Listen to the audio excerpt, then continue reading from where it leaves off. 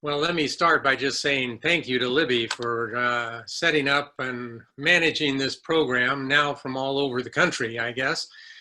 Um, and thanks to all of you who have already shared some of your stories. I have to say that it's been an inspirational and insightful kind of an event so far, and I am happy to have a chance to share a little bit of my own story with you. I hope you find it fun. Um, and for those of you who haven't maybe already shared your story, you'll find that if you do sign up to share your story, you get an opportunity to go back and look at your past life in a kind of a fun and reflective way. And so it's a fun thing to do. So I'd encourage you to share your ideas as well.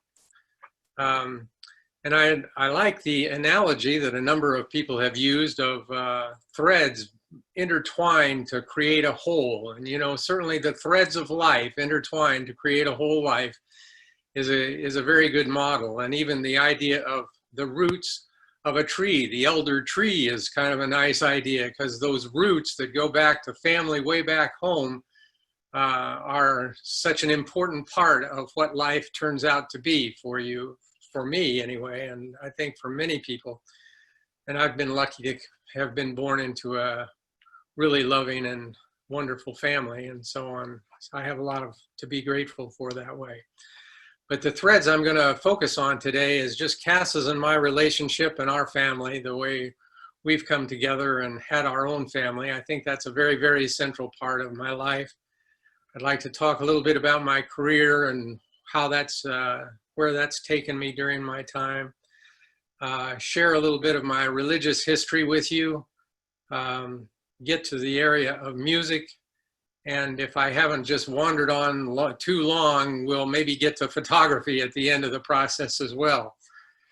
But let's get started with Cass and my family. And Cass and I got to know each other at the Eastridge Presbyterian Church in Lincoln, Nebraska. We were both members there. You can already see the intertwining of the religious background as well as family going together. It got started in church.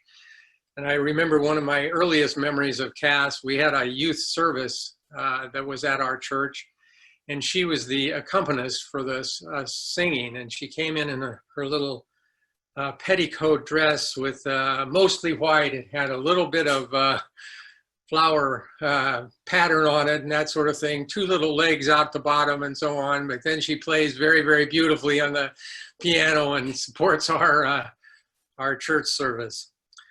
But it wasn't until she actually graduated from Hastings College in Lincoln, Nebraska, and moved to Denver, and I graduated from the University of Nebraska and moved to Rochester, that we actually became really interested in each other.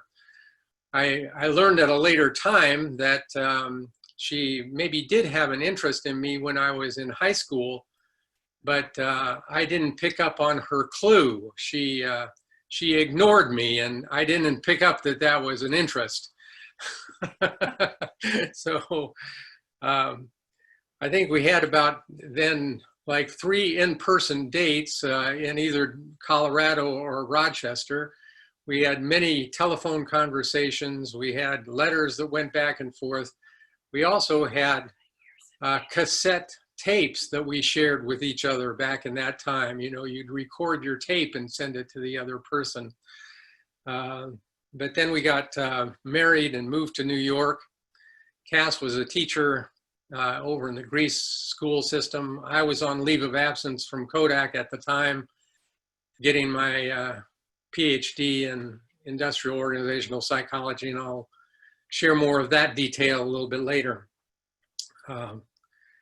We settled into life together to begin with, getting to know each other, had an opportunity to go over to Scotland, a first international trip. That is beyond our honeymoon, I guess you could call that an international trip. We did cover a little bit of Canada on our honeymoon as we drove back from Lincoln, Nebraska to Rochester, New York. We went over to Scotland and visited my family. My dad was on leave of absence. He was a professor at the University of Nebraska, and he was moving from an administrative career back into being a professor at that time. We also had one of our first really sorrowful occasions. Cass's father died at age 57, so we all met family again back in Lincoln, Nebraska, and for his service. He died on a racquetball court quite suddenly and of a heart attack and so on. So it was a big loss. I had looked forward to getting to know him a whole lot better, but didn't have too much chance on that. When we got to Rochester, we began to, as we were in Rochester, we began to learn some things about children and some stuff like that. We took on the responsibility of being in charge of the youth program over at Dewey Avenue Presbyterian Church.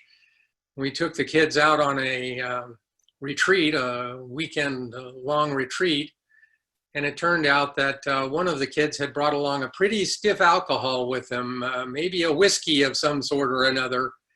And one of the other kids imbibed a little bit too much and spent a little too much time floating around in the bathroom and throwing up and some stuff like that. Neither Cass nor I knew much about alcohol at the time, nor did we know much about being in charge of kids. So we had to, we picked up some learning along the lines on that particular event. We also got a Brittany Spaniel who we credit for being our first child in the household and helped us learn how to talk about just what our expectations of this little critter were and what kinds of things we weren't that enthusiastic about having him continue, and be consistent in our, quote, child rearing patterns and so on with our little doggy. But then we entered the period of children. Lori, our daughter, was born in 1976, 5 years after we got married. She's now 44. It's a little hard to imagine that that's happened so fast. She has a wonderful husband and 2 children. Lori and her husband have founded a company in the IT domain. Lori is the CEO of that particular company, and they set up their first or their main office down in Quito, Ecuador. And that gave their kids the opportunity to have an intercultural experience early in their life and learn a whole new language, that of Spanish, which they've continued to nurture. We're proud of the international feelings and members of the world that they have become in that household. And our son, Kurt, he was born 2 years later. He's almost 42 at this particular point. And he too has married a wonderful woman, as a wonderful spouse, I guess I should say, comparing the two. And they have 3 boys, live in a 2-bedroom apartment in Manhattan, New York City. They are the only ones that I know of who have actually contracted the COVID virus. Our daughter-in-law actually was tested for it and tested positive. The rest of the family feel like they had enough of the symptoms that they probably had it as well, but they're all over it at this particular point. They have so they're doing very well down there. And Kurt, one of Kurt's loves is just the diversity of New York City itself. And I'll have to say one very fond memory I have is of their oldest son, Dylan, still in a stroller as we went down into the subway section, and here he is, and we're in the subway itself, and he breaks out, "It's a small world after all. It's a small world after all." And you just look around that subway, and indeed, the languages that are spoken and the people that are coming from all over the world, you've got a very small world right in that subway car, and that was sort of neat. And Kurt has taken on the responsibility of being the president of the PTA in the school system, the city school system, where the kids are going to school down in Manhattan. Their children are among the minority because they live up in Harlem as part of Manhattan. So they get a real chance to understand the diversity of the world fairly quickly in their lives.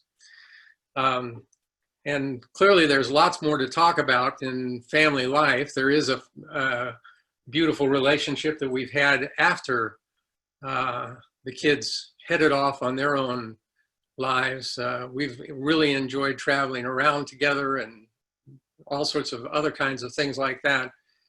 But hopefully I won't just ramble on clear over my time, and we can get moving along. So moving on to my career, and that too has, I think, pretty strong roots in the family that I grew up in. I, in fact, credit the family as energizing the free and responsible search for truth and meaning. For my dad was a college professor, and so even on the vacations that we took, we would oftentimes end up at colleges and universities around the country. So education was clearly a very important part of my growing up. I got to go out with Dad. He was in the animal science area doing research in that area. So he visited a lot of farms out in Kansas where I was living at the time. It was Manhattan, Kansas. K-State University was where he was teaching. And I got a chance to put my hand into the mouth of a little calf and let the calf suck on my hand and that sort of stuff. So that was an exciting little adventure. But learning new things and the curiosity of education and all that kind of thing were very, very important parts of my upbringing. We also even had a microscope in the house, and a lot of his work was in the cytogenetics, the cell genetics of livestock and that sort of thing. So we'd look in the microscope, get a chance to look at things really up close and personal, like even a snowflake or a little mosquito or a blade of grass or something like that, in a way that you don't get a chance to really look at it under normal conditions. So that was really, really great. So that was an important part. And I seemed to grow up with a little bit of greater strength in the area of mathematics and science and that kind of area. So I tended to move me towards a career in engineering or something along those lines. And so I went to the University of Nebraska and moved into the engineering school, got my degree in electrical engineering. And then I hit one of the big decisions that I think has made a big difference in my life. And that was, well, do I really want to do this? And as I looked around the world, this was the Vietnam era, and I'm looking out and I'm doing interviews for various kinds of jobs. And in the electrical engineering field, some of the most fascinating and technologically advanced activities were going on in the military of one sort or another. And I felt like the world doesn't really need better bombs and bigger bombs. What we really need is the capacity to talk to each other in a civil and respectful kind of a way. And so I found a job that was over here at Kodak, and it was in the industrial engineering division. Now, I did love photography, so Kodak did attract me in that way as well. But it had a job in the industrial engineering division that rather than just doing time and motion study and so on, was associated with organizational change and organizational development. So it was in the human side of the business that we were engaged. So I joined Kodak. I worked there for a year. I got into some of the organizational change kinds of activities, which felt very good. But then I began to ask myself, well, what would happen if I had to find another job? I've got an electrical engineering degree. I'm working in an industrial engineering division. I'm working in applied behavioral science. Is there anything that would want such a background. And so I decided to go back to school. And I went down to the U of R and I got into the MBA program. But my counselor there said if I was interested in a PhD, which for some reason I guess I'd said that maybe I was interested in the science of human relations or something like that, he said, you might go directly into the PhD program. That would probably be the best plan for you. And so I did go into the PhD program at the University of Rochester. It was a unique program in that I was in the business school, and that's what the PhD is in, but there was a joint program between the psychology department and the business school in the field of industrial psychology, and that was what I majored in to get my degree. Then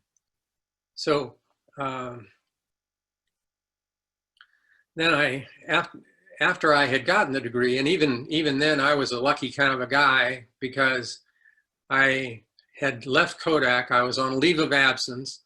They had said that they would support me and pay my tuition and books and fees and that sort of thing. But as it turned out in the PhD program, I didn't have any tuition. The tuition was waived in that particular process, so I was tuition free. After a year's time, Kodak called me and said, well, we haven't received anything asking us for repayment of your tuition or anything like that. And I said, well, I didn't have to pay any tuition or anything. And Kodak's response was, well, that doesn't matter. We can go ahead and pay you the equivalent of your tuition. So it became almost a continuing salary that I got from Kodak in terms of its support of that degree. But then I returned to Kodak. I went into the industrial engineering division again, worked in the area of the applied behavioral science and so on, but then moved down to Kodak office and joined the personnel research function, where I was privileged to do surveys all around the world and travel to all parts of the world as part of that process, doing employee surveys. My thought about those surveys was that in the final analysis, what they were was an opportunity for the employees to share their opinions about what's going on. And we'd get the survey all processed in a way so that you had the total organization's results, but then you had the results also broken down by any subunit in the organization that had at least 5 employees. And the manager was expected to sit down with the employees and talk about the results with the employees in a constructive kind of a way. So hopefully it was giving voice to the employees and so on. But I got a chance to do that kind of work in India and Dubai and Singapore and Thailand and the Philippines and Norway and Venezuela, Brazil, Peru, Colombia, Panama.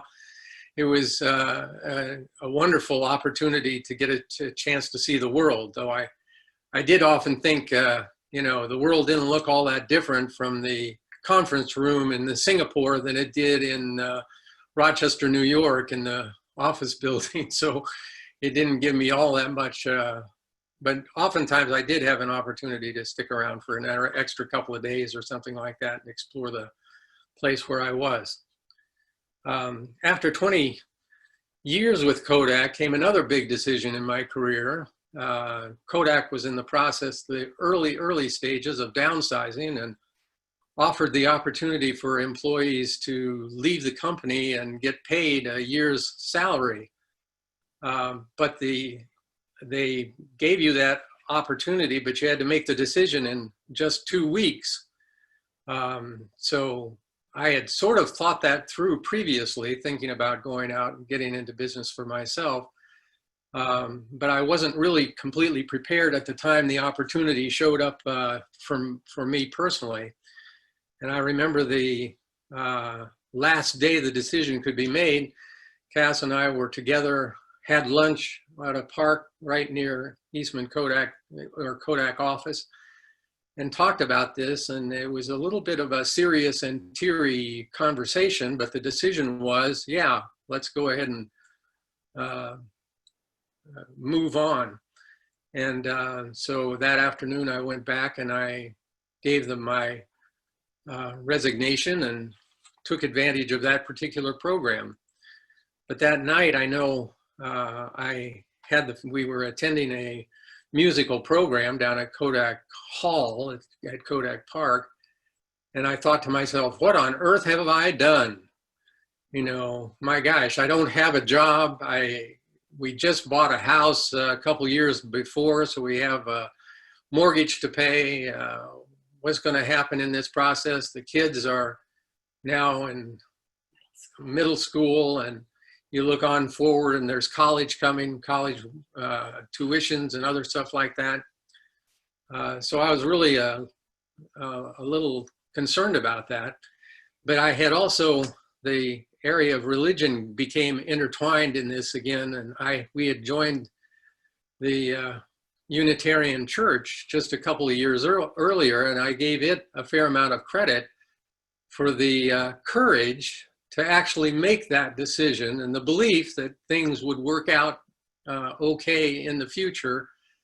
And you only have one life to live, and you should live the life that you really want to spend your time living. So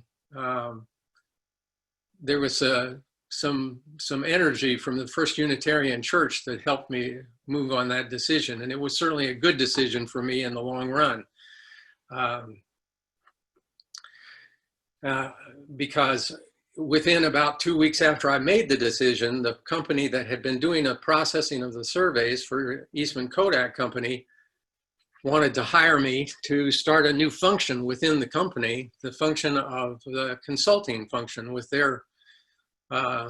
with other companies that they were doing survey work for, including companies like GE itself, you know, as a very, very big corporation. So I was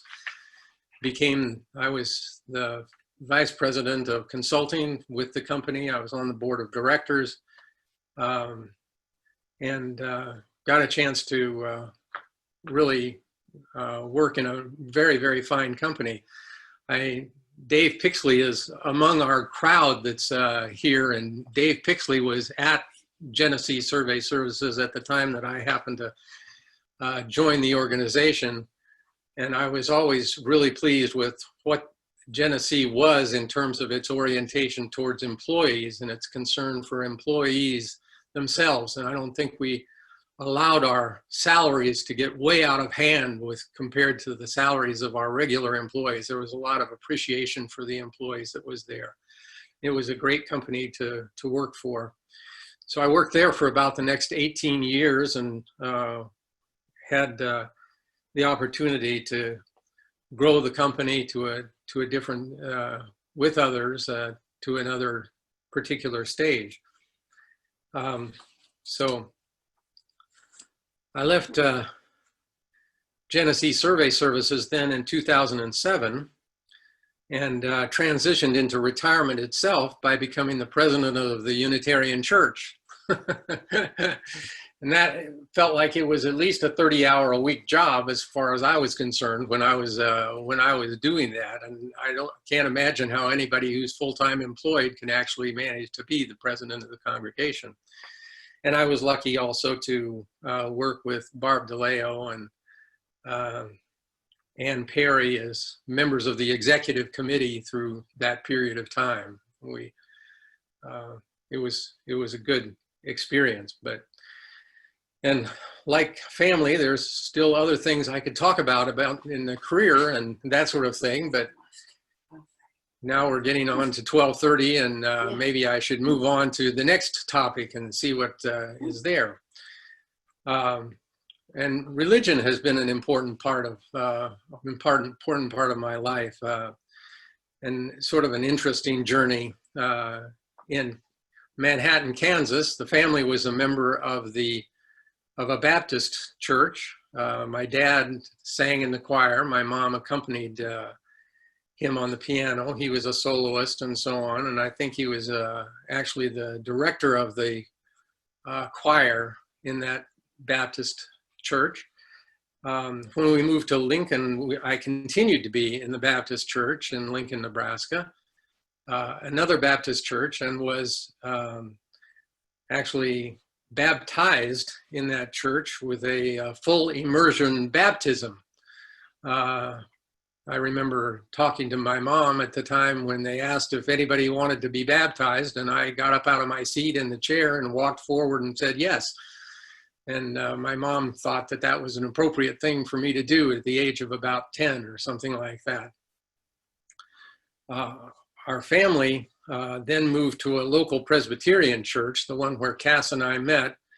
It was only about 2 or 3 blocks away from our house. I mowed the lawn for the church, and they paid me a little bit of money for that particular activity, but got involved in the choir. My dad and I were the bass section of that particular choir, so singing together. It was a smaller choir than it is at the Unitarian church, but he and I got to sing together in that way, and that was good. Turned out the minister lived in the house right behind our house, so we shared the our backyards almost, and were connected not only through the church, but as neighbors. I was in the youth group. I think I was president of the youth group. I don't really remember too much about what we did, except for one very nice excursion that we took to Chicago and visited a lot of good social action kinds of activities that were going on through churches there. It was good. At the University of Nebraska, I joined into the United Ministries of Higher Education. And that was a sort of a cross congregation church that was fairly liberal in its orientation. And this was in about the '64 time period when the civil rights movement was pretty strong and the Civil Rights Act was passed. And I had an incident at that particular time where one of my fellow fraternity brothers was encouraging me to truly become a converted Christian.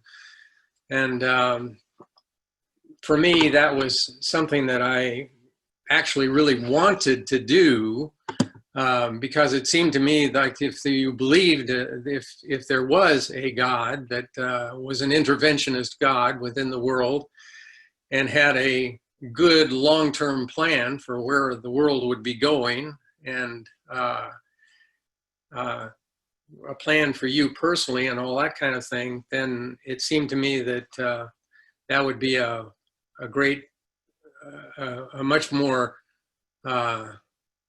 peaceful and I don't know, just easier way to live than the way the chaotic world around which we seem to live often. But when I think about the things that I'd seen in the world, and I imagine if there's a God who is very, very caring and is very, very powerful and so on, why would we find situations where 300 people had been put on an airplane that ultimately crashes and all 300 of them lose their lives at once?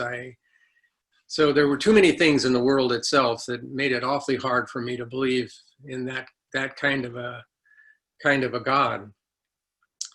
But when we moved to Rochester, we joined the Dewey Avenue Presbyterian Church. Cass thinks that I joined her recollection is that I joined the Dewey Avenue Presbyterian Church, and when she joined me in Rochester, we became the people in charge of the youth leader. But then we moved on to the Irondequoit UCC, which is, we've always considered it to be the Unitarians considering Christ as the UCC. And we're very active within that church and so on, which was a good experience for us. But there was a time where even there, the repeating of the Apostles' Creed for me, I believe in, and da-da-da-da-da-da-da-da-da, and I realized that, in fact, I really don't believe not one of those sentences. And I felt a little uneasy about being in church every week, saying I believe in those things. So we decided to try out the Unitarian Church. We'd heard a little bit of good stuff about it in the past. And so we planned to go down and be in the Unitarian Church for about a year and see how that worked out. And it turned out that it was a kind of a place that for Cass and me, it was a little bit less so for the kids. There were a couple of things in the youth group that was there at the time and there was a youth drama group that had already been picked. So our daughter didn't have the opportunity to participate in some of those kinds of things. So that didn't work out in the timing way terribly well for her. So she went back to the Irondequoit UCC herself, where her friends were and the rest of that. And Kurt stayed with us in the church. And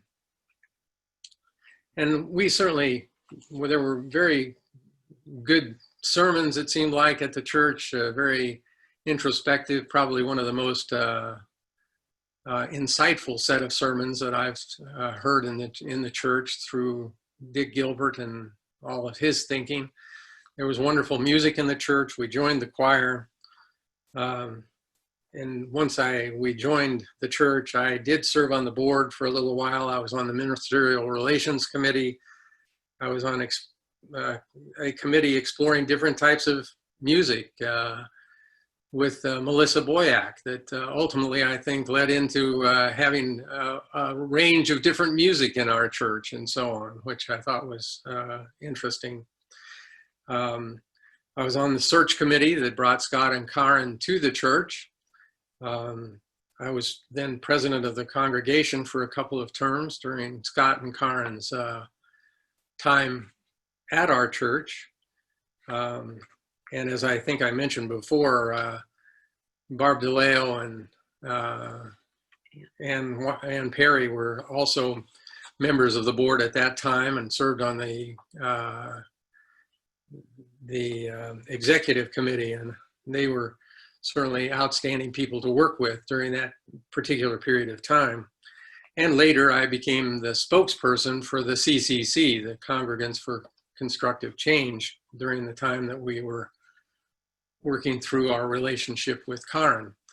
And I hope that also helped bring some constructive communications through the organization in a reasonable way. And I certainly, over the years, I've become very, very attached to three of our key principles. The inherent worth and dignity of all people is one of those that's just very resonant for me. The free and responsible search for truth and meaning. When I was searching for just what kind of church I wanted to be in, I ultimately had thought at one point that maybe science was the church I belonged to, and that's where you get to truth and meaning and everything, but realize that not all decisions are made on the basis of just pure facts and science, but there are things that you can understand the facts and the science and what's going to happen in certain kinds of cases, but you still have to make a decision based on a belief structure. And I loved Dick Gilbert's comment about your religion is the values and beliefs by which you live your life. So seeking those values and beliefs, the truth and meaning in the value and belief world was also very, very important to me.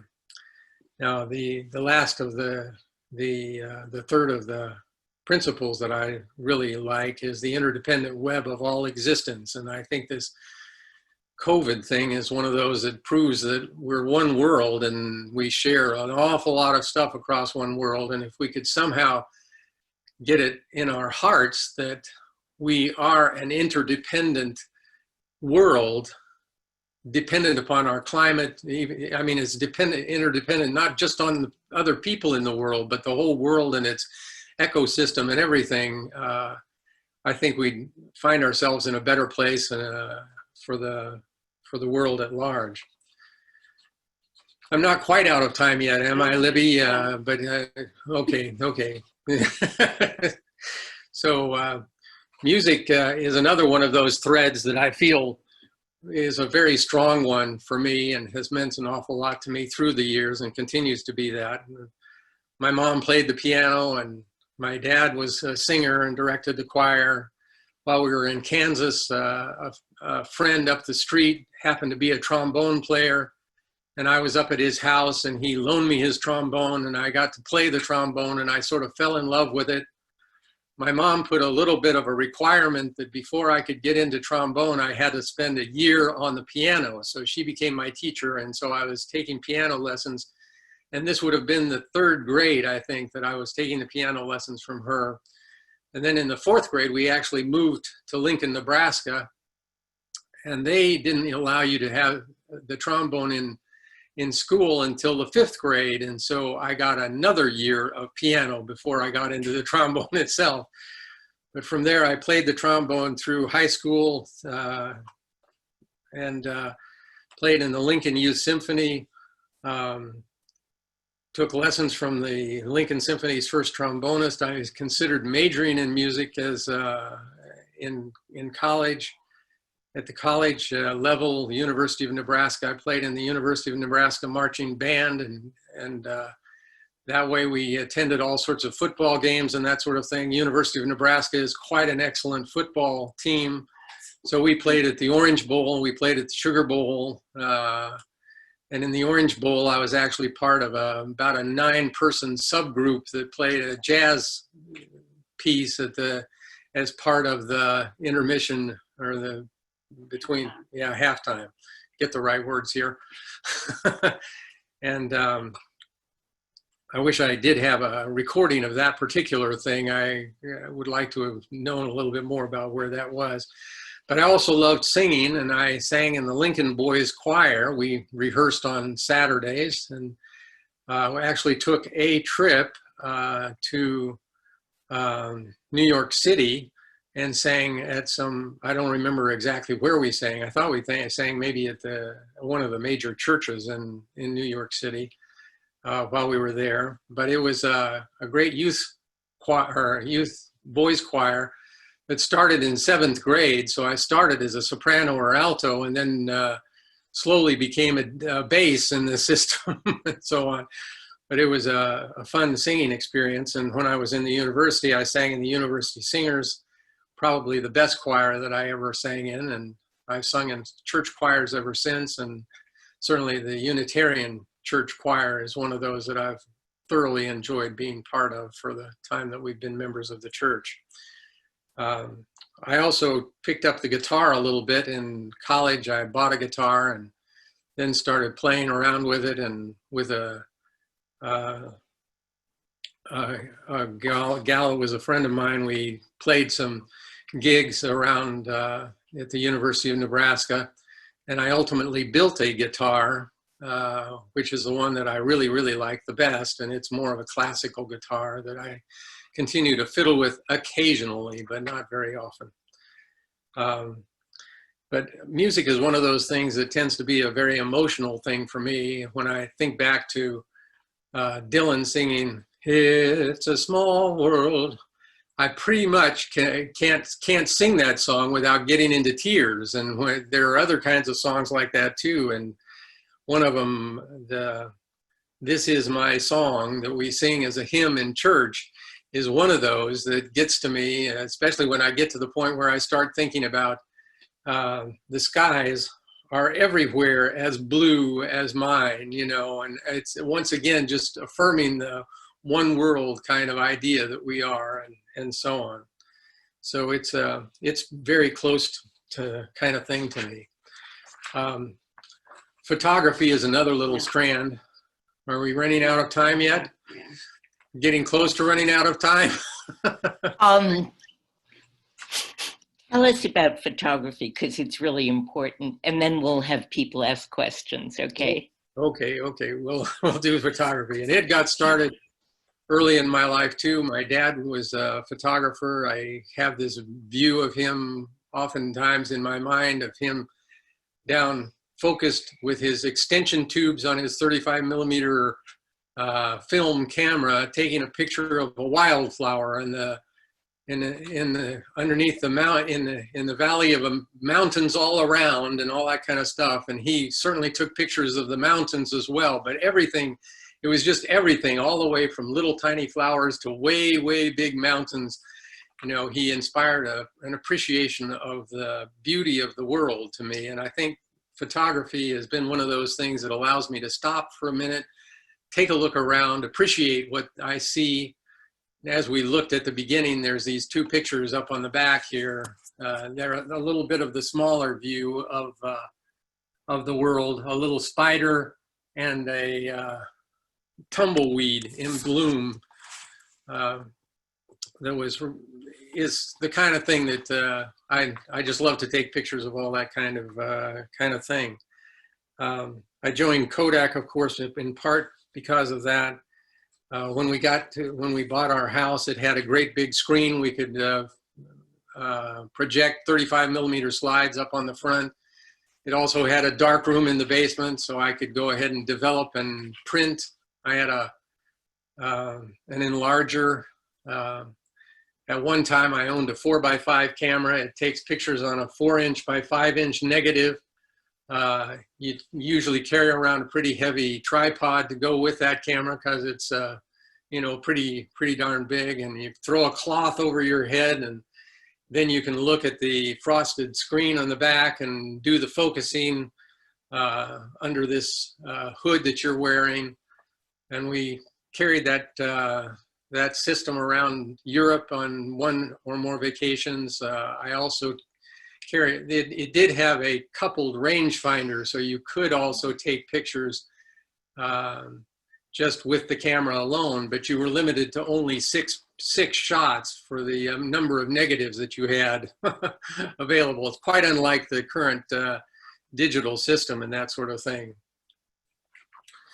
And well, I guess there's might just wind it up with I had a wonderful life, I think, up to this particular point. I continue to look forward to many joys and challenges into the future. Our kids are growing up. Watching our grandkids grow is very, very fun. We could go into many stories about that process and so on. And I've got a most recent challenge is I've been diagnosed with Parkinson's. So I'm going to be facing one challenge here that's a little bit more daunting, makes life, maybe certifies me as a true elder. I'm not sure, you know, whether that's true, but at least the diagnosis was, it's the tremor version, which is supposed to be one of the least, one of the better versions of Parkinson's anyway. So we'll end it at that. I liked your reading